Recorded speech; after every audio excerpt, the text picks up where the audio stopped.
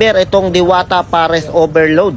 Basta i-download nyo lang po yung ICT PH. Parang Grab din siya pero ito nakapokus po sa Diwata Pares Overload. And kung ayaw nyo naman pumila ng ganyang kahaba, pwede nyo rin pong i-take out. Diyan kayo pipila sa line na yan. Actually, sobrang ikli lang ng pilan niya. Mga 6-7 lang yung mga tao dyan.